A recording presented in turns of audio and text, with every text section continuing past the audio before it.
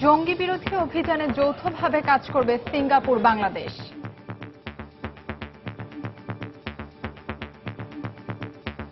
আটক ৫ জন ৭ দিনের রিমান্ডে। নিরাপত্তা বিশ্লেষকরা বলছেন বাংলাদেশে জঙ্গি হামলার দেশি বিদেশি ষড়যন্ত্র চলছে। সেই ৮ জন তো তাদের কাছে এক্স্যাক্টলি ওই ৮ জনকে জিজ্ঞাসাবাদে তারা কি পেয়েছে সেটি আমাদের সাথে এখন পর্যন্ত তারা শেয়ার করেনি। সেই ঘটনাগুলোর সাথে এই ঘটনার যোগসূত্র আছে এবং পরম্পরা রয়েছে। নিরাপত্তা ইস্যুতে পররাষ্ট্রমন্ত্রীর সঙ্গে নিশাদ শাহের বৈঠক। দেখছিলেন প্রধান শিরোনাম। সন্ধ্যার সময়ের সঙ্গে আছি আমি ফাহমিদা মৌরুসি এবং আমি শেখ জায়েদ। এবার অন্যান্য শীর্ষ সংবাদ। নিরাপত্তার স্বার্থে ব্যক্তিগত গাড়িতে বিভিন্ন পেশাজীবীর স্টিকার ব্যবহারে ডিএমপির নিষেধাজ্ঞা। সন্দেহজনক যে কোনো গাড়ি তল্লাশির নির্দেশ। বঙ্গবন্ধু সেতু নির্মাণ সহ অর্থনৈতিক অঞ্চল গড়ে তোলার মাধ্যমে দক্ষিণের উন্নয়ন সম্ভব, সংসদে প্রধানমন্ত্রী। কুয়েতের প্রধানমন্ত্রীর সফরে 4টি চুক্তি সই। বিএনপি নেতা ওসমান ফারুকের বিরুদ্ধে যুদ্ধাপরাধের প্রাথমিক প্রমাণ পেয়েছে ট্রাইব্যুনালের তদন্ত সংস্থা। অভিযোগ রাজনৈতিক উদ্দেশ্য প্রণোদিত, বলছে বিএনপি।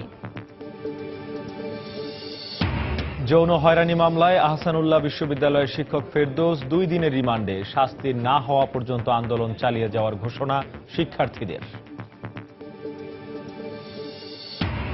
এবং বিভিন্ন সামাজিক অনুষ্ঠানের জন্য ছুটির দিনে অবৈধভাবে ভাড়া দিচ্ছে রাজধানীর সরকারি স্কুলগুলো। মোটা অঙ্কের টাকা হাতিয়ে নিচ্ছে কমিটি।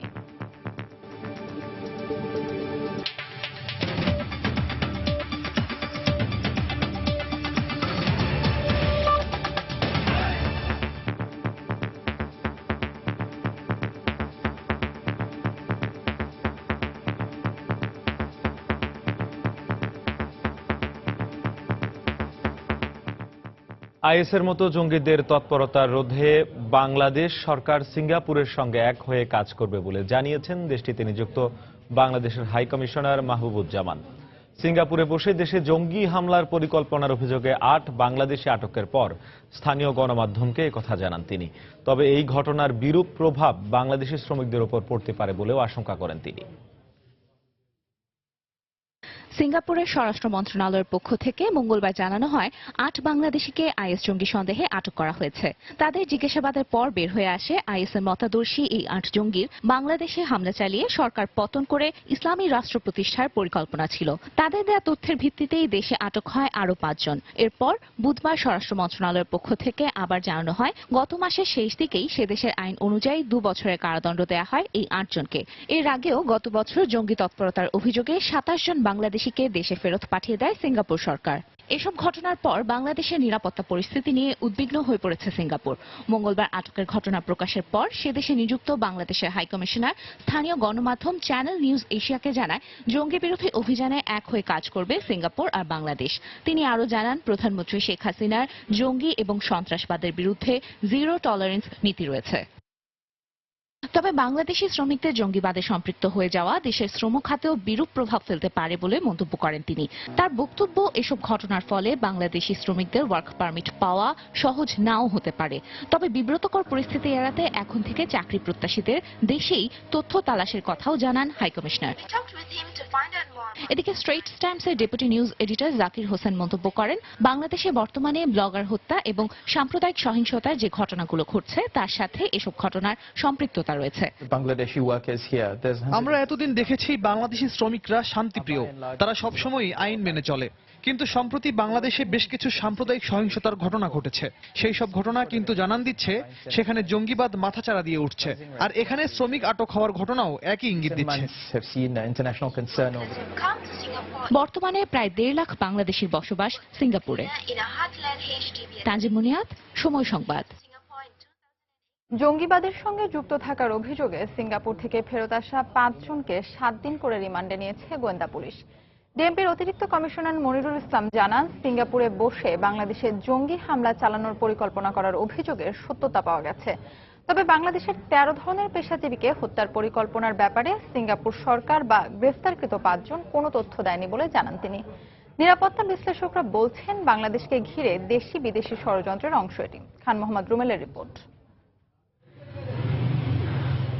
জঙ্গিবাদের সঙ্গে যুক্ত থাকার অভিযোগে সিঙ্গাপুর থেকে ফেরত পাঠানো যে 5 জনকে গ্রেফতার করেছে পুলিশ, তাদের বিরুদ্ধে সে দেশে বসে বাংলাদেশে হামলা চালানোর পরিকল্পনার অভিযোগের সত্যতা পাওয়া গেছে বলে জানিয়েছেন ডিএমপির counter terrorism and transnational crime ইউনিটের প্রধান। তবে সিঙ্গাপুরে গ্রেফতার হওয়া 8 বাংলাদেশি নাগরিক বিজিবি, র্যাব, পুলিশ ও গণমাধ্যম ব্যক্তিত্ব সহ 13 ধরনের পেশাজীবীকে হত্যার পরিকল্পনা করেছিল বলে যে খবর প্রকাশ হয়েছে গণমাধ্যমে, সে ব্যাপারে সিঙ্গাপুর কোনো তথ্য দেয়নি বলে জানান তিনি। কারা টার্গেট ছিল, অর্থাৎ সেই 8 জন তো আসলে আমরা যতটুকু জানতে পেরেছি এই 5 জনের নেতা হলো সেই 8 জন। তো তাদের কাছে এক্স্যাক্টলি ওই 8 জনকে জিজ্ঞাসাবাদে তারা কি পেয়েছে সেটি আমাদের সাথে এখন পর্যন্ত তারা শেয়ার করেনি।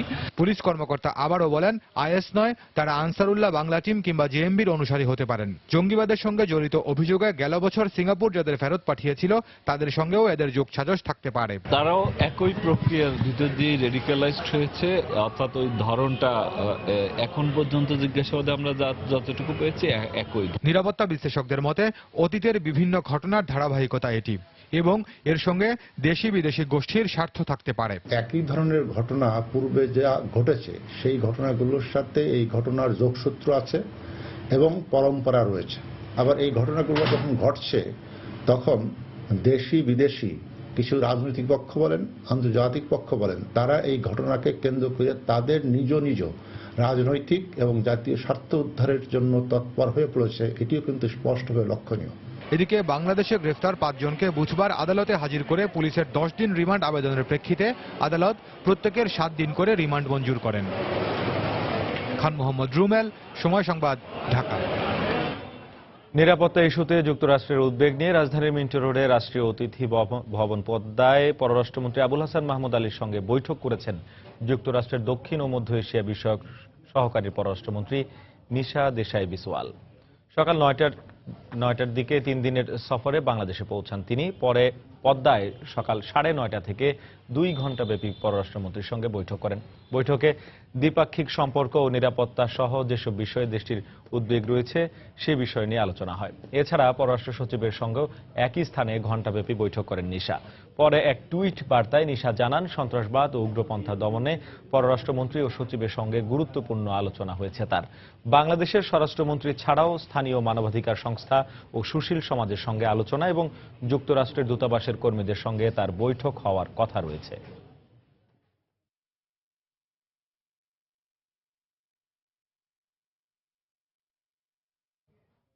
নিরাপত্তার স্বার্থে ব্যক্তিগত গাড়িতে সংসদ সদস্য, পুলিশ ও সংবাদ মাধ্যম সহ বিভিন্ন পেশাজীবীর স্টিকার ব্যবহারে নিষেধাজ্ঞা আরোপ করেছে ডিএমপি।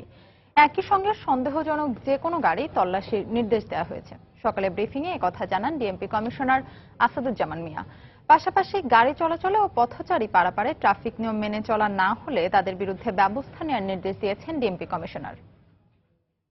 আমরা বলছি আলগা স্টিকার, যেটি সন্ত্রাসীরা সহজেই একটি গাড়িতে সাংবাদিকের পরিচয়, পুলিশের পরিচয়, আইনজীবীর পরিচয়, এই পরিচয়গুলো দিয়ে যাতে অপরাধ সংগঠিত করতে না পারে সেই জন্য আলগা স্টিকার ব্যবহার না করার জন্য আমরা সকলকে অনুরোধ করেছি এবং যারা এরপর আলগা স্টিকার ব্যবহার করবে সেইগুলোকে আমরা আইন অনুযায়ী আমরা প্রসিকিউশনের ব্যবস্থা করব।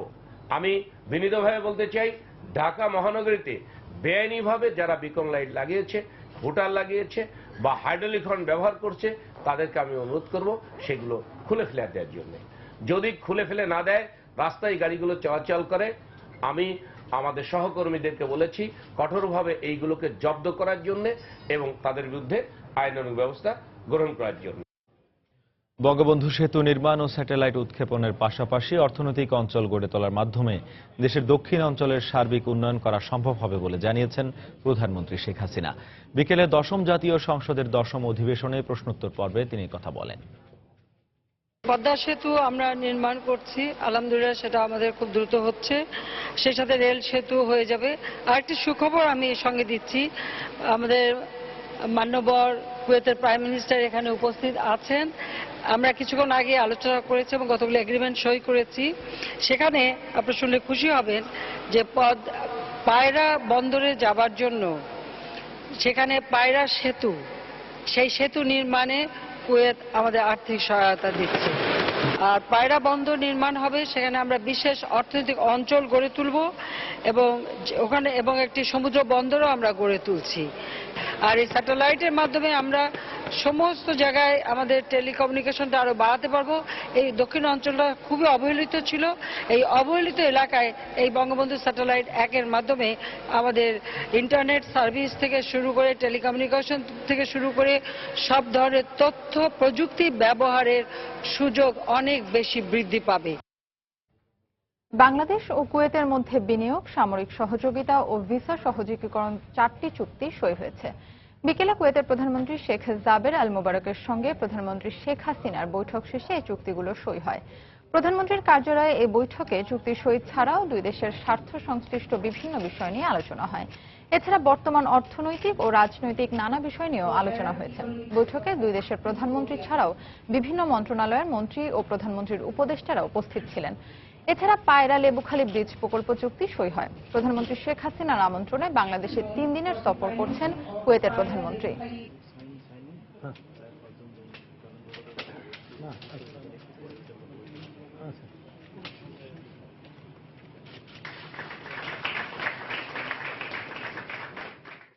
এর আগে সকালে সাভারে জাতীয় স্মৃতিসৌধে ফুল দিয়ে শ্রদ্ধা জানান সফররত কুয়েতের প্রধানমন্ত্রী শেখ জাবের আল মোবারক। সকাল 11টার দিকে তিনি তার সফর সঙ্গীদের নিয়ে শ্রদ্ধা জানান। শ্রদ্ধা নিবেদনের পর শহীদের স্মরণে তিনি সেখানে কিছুক্ষণ নীরবে দাঁড়িয়ে থাকেন।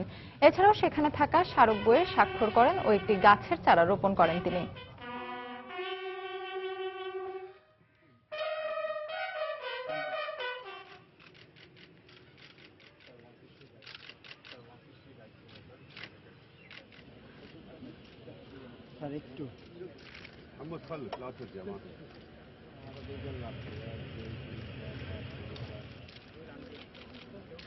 সন্ধ্যার সময় আরো থাকছে। রাজশাহী বিশ্ববিদ্যালয়ের অধ্যাপক রেজাউল করিম হত্যার প্রতিবাদে আজও উত্তাল ক্যাম্পাস। বিচারের দাবিতে মানববন্ধন, সমাবেশ।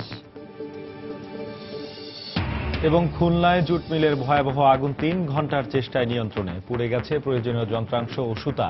অর্ধশত কোটি টাকা ক্ষতির দাবি মিল মালিকের।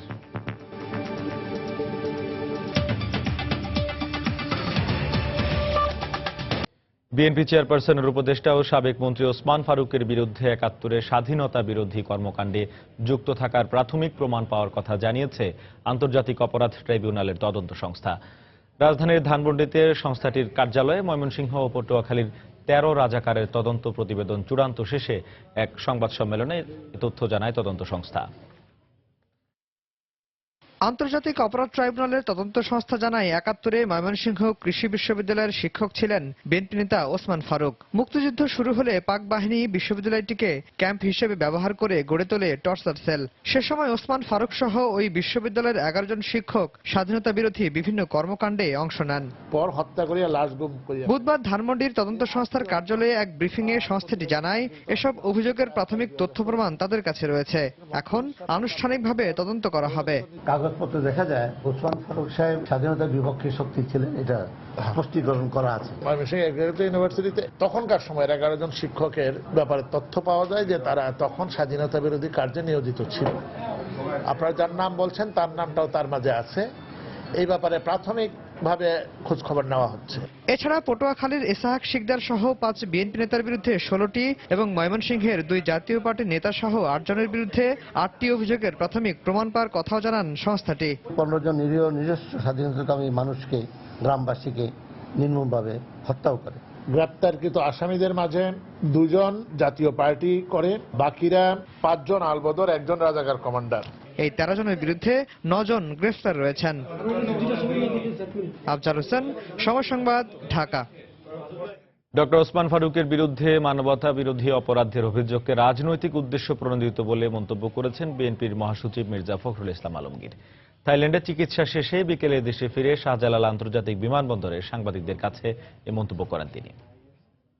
আমি যতদূর জানি তিনি তখন সম্ভবত বিদেশে অবস্থান করছিলেন, পড়াশোনা করছিলেন।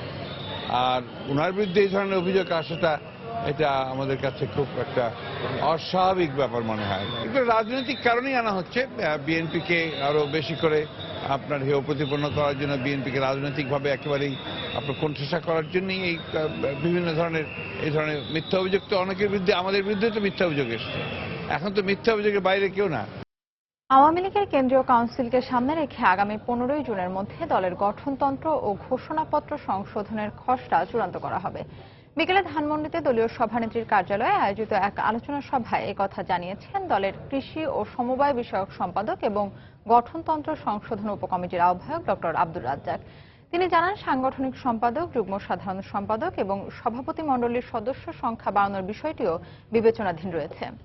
কাউন্সিলররা তাদের আগামী দিনে তাদের দলের ঘোষণাপত্র এবং গঠনতন্ত্র সংশোধন করবে।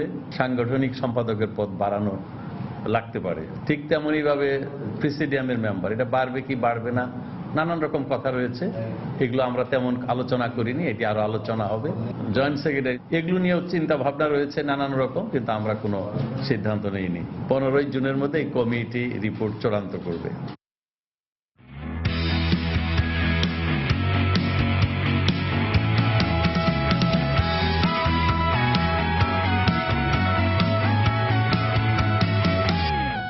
আইপিএল এর খবর।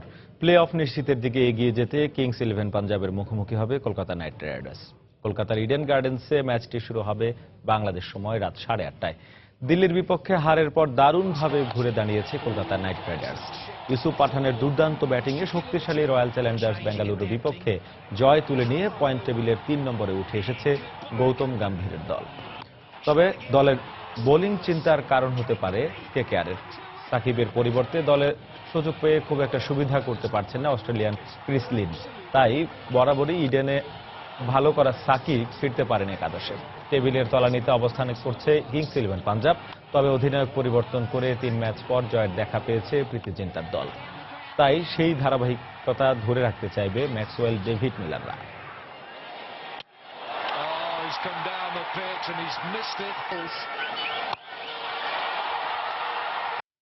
যৌন হয়রানির মামলায় গ্রেফতার আহসানুল্লাহ বিশ্ববিদ্যালয়ের সহযোগী অধ্যাপক মাহফুজুর রশিদ ফেরদৌসের 2 দিনের রিমান্ড মঞ্জুর করেছেন আদালত। গতরাতে রাজধানীর ইস্কাটনের নিজ বাসভবন থেকে তাকে গ্রেফতার করা হয়। মাহফুজুর রশিদ ফেরদৌসকে বিশ্ববিদ্যালয় থেকে স্থায়ীভাবে বহিষ্কার করার দাবিতে 4র্থ দিনের মতো ক্লাস পরীক্ষা বর্জন অব্যাহত রেখেছেন ক্ষুব্ধ শিক্ষার্থীরা। তারেকুজ্জামান শিমুলের রিপোর্ট। যৌন নিপীড়নের অভিযোগে করা মামলায় মঙ্গলবার রাত 2টার দিকে আহসানুল্লাহ বিশ্ববিদ্যালয়ের ইলেকট্রিক্যাল ইঞ্জিনিয়ারিং বিভাগের সহযোগী অধ্যাপক মাহফুজুর রশিদ ফেরদৌসকে গ্রেপ্তার করে কলাবাগান থানা পুলিশ। মামলায় উল্লেখ করা অভিযোগের প্রাথমিক সত্যতা নিশ্চিত হবার পর রাজধানীর ইস্কাটনের নিজ বাসা থেকে তাকে গ্রেপ্তার করা হয়। মামলার প্রাথমিক সত্যতার ভিত্তিতে ওনাকে গ্রেপ্তার করা হয়েছে। গত রাতে আমরা মামলাটা তদন্ত করতেছি, পরবর্তী কার্যক্রম চলমান। অভিযুক্ত শিক্ষকের গ্রেপ্তারের খবরে সন্তোষ প্রকাশ করে সকাল থেকেই কলাবাগান থানার সামনে জড়ো হতে থাকেন আহসানুল্লাহ বিশ্ববিদ্যালয়ের আন্দোলনকারী শিক্ষার্থীরা। গ্রেপ্তারের প্রায় 9.5 ঘন্টা পর বেলা 11:30টার দিকে তাকে আদালতে নেওয়ার সময় অভিযুক্তের বিরুদ্ধে স্লোগান দিয়ে ক্ষোভ প্রকাশ করেন আন্দোলনকারীরা। উনি বিভিন্ন সময় বিভিন্নভাবে মেয়েদেরকে ডেকে মেন্টালি এবং ফিজিক্যালি হ্যারাস করে। যে কোনো শিক্ষা প্রতিষ্ঠানে আমরা কোনো পরিমল আর দেখতে চাই না, এই জন্য আমরা আমাদের এই আন্দোলন। তাকে চিরতরে বহিষ্কার করা হোক, আর আমরা আইনি পদক্ষেপে চাই যে তার উপযুক্ত শাস্তি হোক। উপযুক্ত তথ্য প্রমাণ আমরা ইউনিভার্সিটি কর্তৃপক্ষকেও দিয়েছি এবং পুলিশকেও দিয়েছি। তার ভিত্তিতে তাকে আজকে অ্যারেস্ট করা হয়েছে এবং আমরা আস্থা রাখছি আইনের উপর যে আমরা ন্যায় বিচার পাবো। তবে বিষয়টি সাজানো মন্তব্য করে অভিযুক্তের স্বজনরা জানিয়েছেন সুবিচার পেতে আইনি লড়াইয়ে নামবেন তারা। আইনি প্রক্রিয়া যেভাবে হয় তারা আমরা করব এবং আমরা এই মিথ্যা মামলার বিরুদ্ধে আমরা যারা মামলা করছে তাদের বিরুদ্ধে আমরা মানহানি মামলা করব।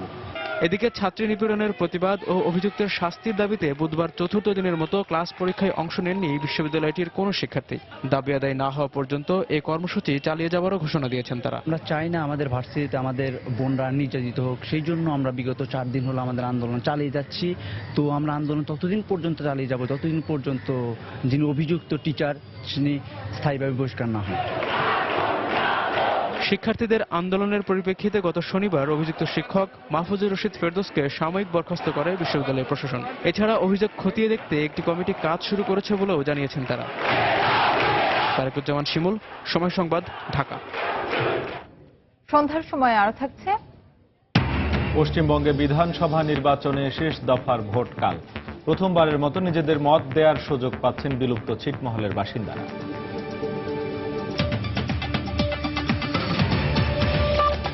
রাজশাহী বিশ্ববিদ্যালয়ের অধ্যাপক রেজাউল করিম হত্যায় জড়িতদের দ্রুত আইনের আওতায় আনার দাবিতে আজও প্রতিবাদ কর্মসূচি পালন করেছেন শিক্ষক শিক্ষার্থীরা।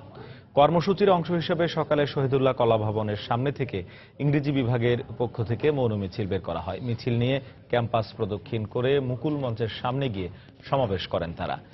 অন্য বিভাগের শিক্ষক শিক্ষার্থীরাও এতে একাত্মতা জানান। সমাবেশ থেকে দ্রুত রেজাউল হত্যার বিচার দাবি জানানো হয়, না হলে আরো কঠোর কর্মসূচির হুঁশিয়ারি দেন তারা। এছাড়া একই সময়ে সিনেট ভবনের সামনে সম্মিলিত সামাজিক আন্দোলনের পক্ষ থেকে মানববন্ধন করা হয়। আগামীকাল স্বরাষ্ট্রমন্ত্রী বরাবর স্মারকলিপি দেয়া হবে বলে জানান শিক্ষক নেতারা।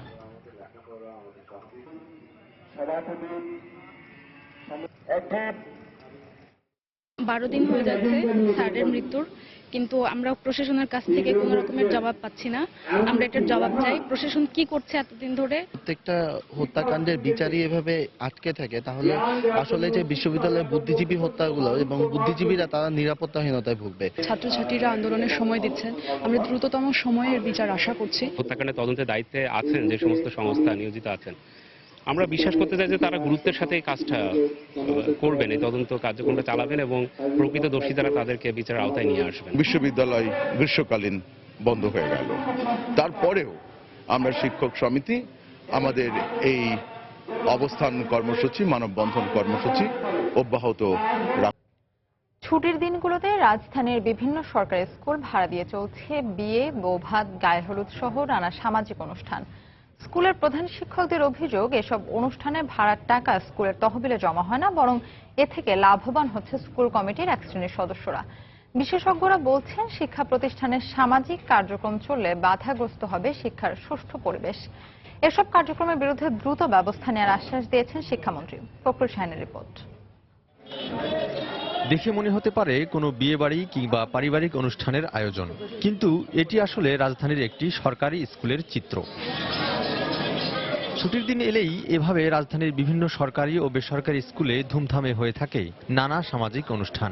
অনেক সময় এমনকি শিক্ষকদের না জানিয়ে স্কুল কমিটির সদস্যরাই পরিচালিত করেন এসব কাজ। বিনিময়ে তারা নিয়ে থাকেন মোটা অঙ্কের টাকা। না তো স্কুল ভাড়া হয়, আমরা তো স্কুলে কোনো ভাড়া নেই না এবং আদৌ আমরা জানি না। বিয়ের ব্যাপারে যদি কোনো আমরা পয়সাপাতি পেতাম তাহলে তো আমাদের কিছু কাজ, আমাদের বাচ্চারা পানি খেতে পারে না, আমাদের বাথরুম নষ্ট, একটা ফ্যান নাই, নিজের টাকা দিয়ে ক্যাপাসিটি লাগাইছি।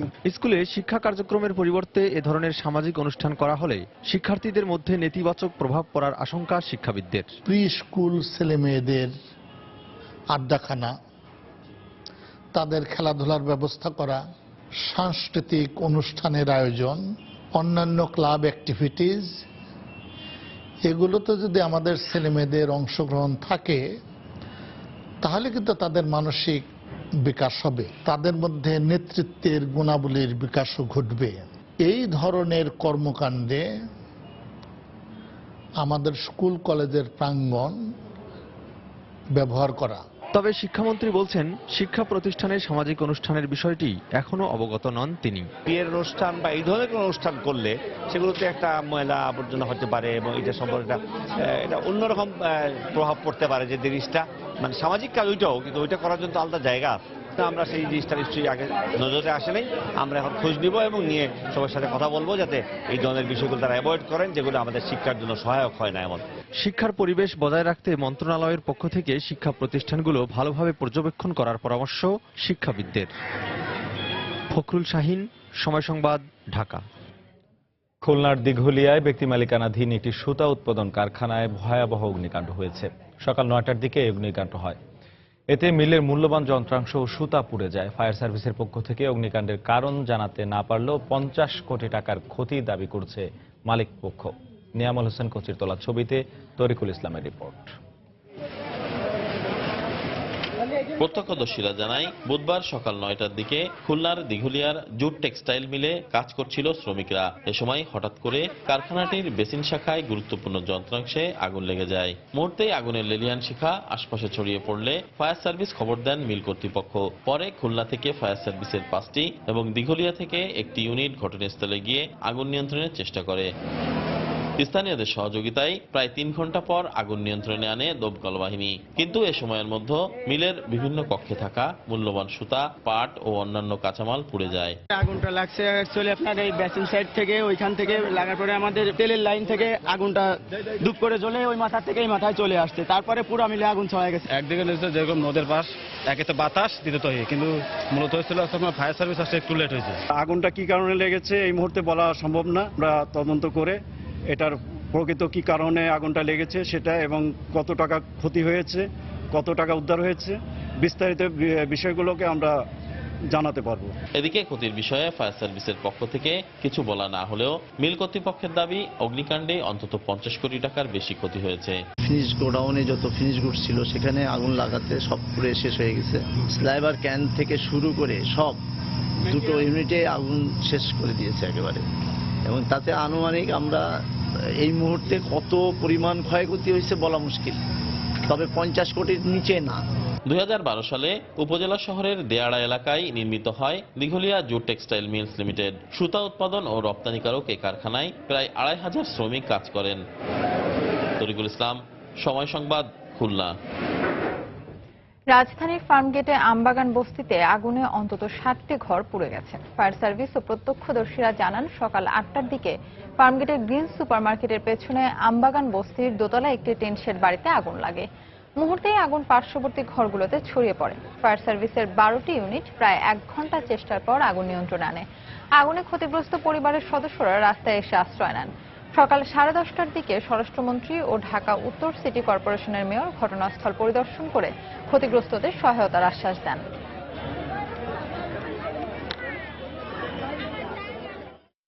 আমার পাশের রুমে লাগছে, আমি ঘুমেছিলাম, ঘুমেতে উঠতে উনি আগুন আগুন উঠতে দেরি, ঘুমাতে আগুনটা লাগতে উঠতে দেরি নাই। 30,000 টাকা দিয়ে ফ্রিজ আনছে, ফ্রিজ সব তো আসছি, বাড়িতে পারি নাই। আমার বাচ্চাকে স্কুলে দিয়ে আসতেছে, এখানে আসার পরে দেখি আগুন দাও দাও করে জ্বলতেছে। আমার পাশের বাসায় দোতলা করছে, দোতলার ভিতরে সব, ওইখান থেকে যত সময় কারেন্টের থেকে যত সময় আগুনটা লাগছে, 24 ঘন্টা এই বাসার ভিতরে চুলা জ্বলে, লাকড়ির চুলা 24 ঘন্টা চলে এই বাসার ভিতরে লাকড়ির চুলা। যারা বসবাস করে এদেরকে ধৈর্য ধারণ করার জন্য আহ্বান করব, এবং ধৈর্যের সঙ্গে এই দুর্ঘটনা, এই যে মালের ক্ষতি হয়েছে এবং তাদের যে সমূহ ক্ষতি হয়েছে, এটা ধৈর্যের সঙ্গে তারা মোকাবেলা করবে আমি আশা করি। আর্থিক সহযোগিতা যা যা প্রয়োজন আমরা করব। যেখানে সাধারণ মানুষ ঘর পুড়ে যায়, আমরা আমাদের কর্পোরেশনের পক্ষ থেকে আর্থিক সাহায্য কিছু করি, সবসময় করেছি এবং এখানেও আমরা এই সাহায্যটা করব। রিজার্ভের চুরি হওয়া অর্থ ফেরত পেতে নিউ ইয়র্কের ফেডারেল রিজার্ভ ব্যাংকের প্রধান এবং সুইফটের ঊর্ধ্বতন কর্মকর্তার সঙ্গে আগামী সপ্তাহে বৈঠকে বসবেন বাংলাদেশ ব্যাংকের গভর্নর ফজলে কবির। বাংলাদেশ ব্যাংকের 2 কর্মকর্তা সংবাদ মাধ্যম রয়টার্সকে এই তথ্য জানিয়েছেন। নিউ ইয়র্কের ফেডারেল রিজার্ভ ব্যাংকের প্রেসিডেন্ট উইলিয়াম ডাডলি, সুইফটের কর্মকর্তা এবং ফজলে কবির আগামী 10ই মে সুইজারল্যান্ডে বৈঠকে বসবেন বলেও রয়টার্সকে নিশ্চিত করেছেন তারা। তবে সুইফটের পক্ষ থেকে বৈঠকে কে অংশ নেবেন সে বিষয়ে সুস্পষ্ট কোনো তথ্য পাওয়া যায়নি। গেল ফেব্রুয়ারিতে সুইফট কোড হ্যাক করে বাংলাদেশ ব্যাংকের রিজার্ভ থেকে প্রায় $100 কোটি চুরির চেষ্টা করা হয়। এরপর হ্যাকাররা $10 লাখ চুরি করে। এর মধ্যে ফিলিপিন্সে পাচার হওয়া $8 কোটি 10 লাখ খুব দ্রুতই ব্যাংকিং চ্যানেলের বাইরে চলে যায়।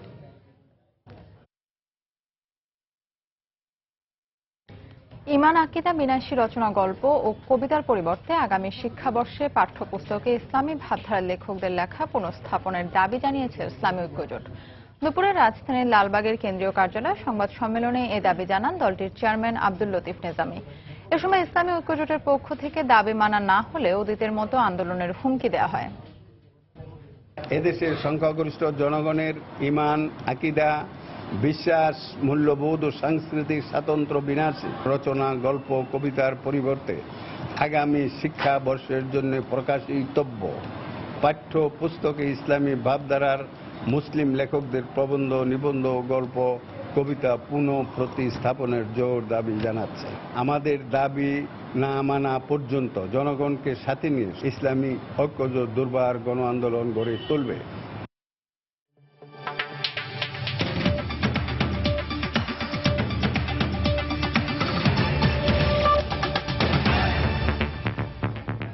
ভারতের পশ্চিমবঙ্গে কাল অনুষ্ঠিত হবে বিধানসভা নির্বাচনের 6ষ্ঠ ও শেষ দফার ভোট গ্রহণ। কোচবিহার ও পূর্ব মেদিনীপুর জেলার 25টি আসনে এই ভোট নেওয়া হবে।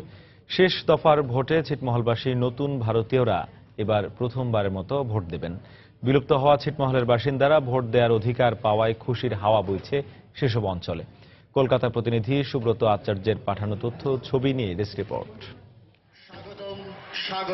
মঙ্গলবার কোচবিহারে জনসভার মধ্য দিয়ে এবারের বিধানসভা নির্বাচনের প্রচারণার ইতি টানলেন তৃণমূল সভানেত্রী মমতা বন্দ্যোপাধ্যায়। শেষ দিনে বিরোধীদের সমালোচনা নয়, বরং তৃণমূল সরকারের আমলে পশ্চিমবঙ্গে বিভিন্ন উন্নয়নের কথা তুলে ধরে ভোটারদের মন জয়ের চেষ্টা করেন মমতা। হলদিবাড়ি থেকে মেকলিগঞ্জ আসতে কত টাইম লাগে? জলপাইগুড়ি ময়নাগুড়ি দিয়ে ঘুরে যেতে হয়, তাই তো? এই ব্রিজটা হয়ে গেলে 20 মিনিট 15 মিনিটের মধ্যে পৌঁছে যাবেন। জানেন তো ব্রিজটার নাম কি আমি দিয়েছি? এটার নাম জয়ী সেতু।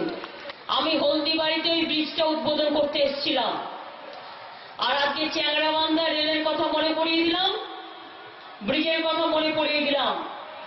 বিধানসভা নির্বাচনের শেষ দফায় কোচবিহারের 9 ও পূর্ব মেদিনীপুর জেলার 16 আসন মিলিয়ে মোট 25 আসনে ভোট নেওয়া হবে বৃহস্পতিবার। শেষ দফায় সবচেয়ে কম আসনে নির্বাচন হলেও এই দফার ভোটকে বড় চ্যালেঞ্জ হিসেবে দেখছে নির্বাচন কমিশন।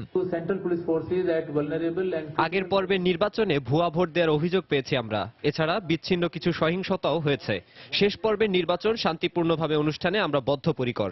ঝুঁকিপূর্ণ ভোট কেন্দ্রগুলোতে জোরদার নিরাপত্তা ব্যবস্থা বলবৎ থাকবে। যথেষ্ট ভিডিও ক্যামেরা বসানোর পাশাপাশি কেন্দ্রীয় সরকারের নির্বাচনী পর্যবেক্ষকরাও কেন্দ্রে কেন্দ্রে উপস্থিত থাকবেন। নির্বাচন কমিশনের তথ্য অনুযায়ী কোচবিহার জেলার 51টি বিলুপ্ত হওয়া বাংলাদেশের ছিটমহলে 14,864 জন বাসিন্দার মধ্যে 18 বছরের বেশি বয়সের 9,776 জন ভারতীয় প্রথমবারের মতো ভোট দিতে পারবেন। এর জন্য তাদের প্রত্যেকেই সচিত্র ভোট কার্ডও দেওয়া হয়েছে। এছাড়া বাংলাদেশের অভ্যন্তরে ভারতের 111টি বিলুপ্ত হওয়া ছিটমহল থেকে ভারতের মূল ভূখণ্ডে চলে আসা 922 জনের মধ্যে 574 জন ভোট দেওয়ার অধিকার পেয়েছেন। যেখানে আমাদের বাপ দাদারা চলে গেছে এই আশা নিয়ে, কিন্তু তাদের আশা জীবনে কোনোদিন পূরণ হয়নি। আজকে আমাদের জীবনে সেই আশা পূরণ হতে চলেছে। মুখ্যমন্ত্রী নির্বাচন হবে আমাদের একটা ভোট নিয়ে। সেই ভোটে জানি না কার ভাগ্যে আছে, তবে আমাদেরকেও বহুত খুশি লাগছে যে আমরা আজকে এই ভোট দিতে যাব। আমাদের ছেলেপেলে যে শিক্ষা এবং সরকারি আশ্রমে আইনের মাধ্যমে থাকবে, এটা আমরা ঠিক পরিচয় দিতে পারবো। আমাদের নিজ সত্ত্বে আইডেন্টি কার্ড, রেশন কার্ড এগুলো আমাদের হবে। এর চেয়ে আর আনন্দ কি আছে? এখন সত্য পথে যাইতে পারবো, সত্য কথা বলতে পারবো, আমাদের তার কোনো ভয় নেই। পশ্চিমবঙ্গে বিধানসভার 295 আসনের মধ্যে এ পর্যন্ত 5 দফায় 269 আসনের ভোট নেওয়া হয়েছে। আগামী 19 মে প্রকাশ করা হবে ফলাফল। রিয়াদুল ইসলাম, সময় সংবাদ।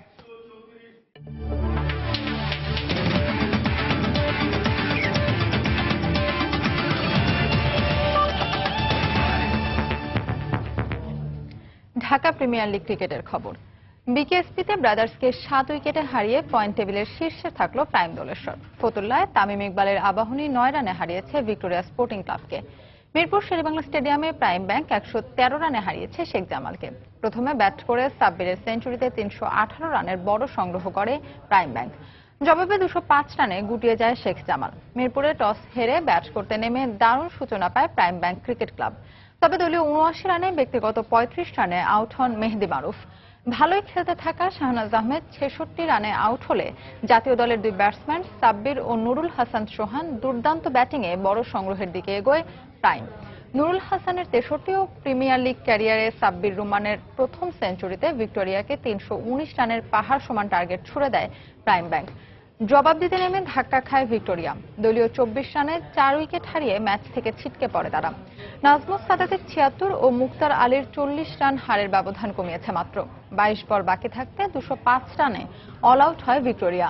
ম্যাচ সেরা হয়েছে সাব্বির রহমান। সন্ধ্যার সময় পর্যায়ে শীর্ষ সংবাদ জানিয়ে দিচ্ছে আরেকবার। জঙ্গি বিরোধী অভিযানে যৌথভাবে কাজ করবে সিঙ্গাপুর বাংলাদেশ, জানালো হাই কমিশন। আটক 5 জন 7 দিনের রিমান্ডে। নিশাদ এশায়ের সঙ্গে পররাষ্ট্রমন্ত্রীর বৈঠক। নিরাপত্তার স্বার্থে ব্যক্তিগত গাড়িতে বিভিন্ন পেশাজীবীর স্টিকার ব্যবহারে ডিএমপির নিষেধাজ্ঞা। সন্দেহজনক যে কোনো গাড়ি তল্লাশির নির্দেশ। বঙ্গবন্ধু সেতু নির্মাণ সহ অর্থনৈতিক অঞ্চল গড়ে তোলার মাধ্যমে দক্ষিণের উন্নয়ন সম্ভব, সংসদে প্রধানমন্ত্রী। কুয়েতের প্রধানমন্ত্রীর সফরে 4টি চুক্তি সই। বিএনপি নেতা ওসমান ফারুকের বিরুদ্ধে যুদ্ধাপরাধের প্রাথমিক প্রমাণ পেয়েছে ট্রাইব্যুনালের তদন্ত সংস্থা। অভিযোগ রাজনৈতিক উদ্দেশ্য প্রণোদিত বলছে বিএনপি। এবং যৌন হয়রানি মামলায় আহসানুল্লাহ বিশ্ববিদ্যালয়ের শিক্ষক ফেরদৌস 2 দিনের রিমান্ডে। শাস্তি না হওয়া পর্যন্ত আন্দোলন চালিয়ে যাওয়ার ঘোষণা শিক্ষার্থীদের। এই ছিল সন্ধ্যার সময়। যে কোনো খবর পেতে ভিজিট করুন সময় নিউজ.টিভি। সঙ্গে থাকুন সময়ের।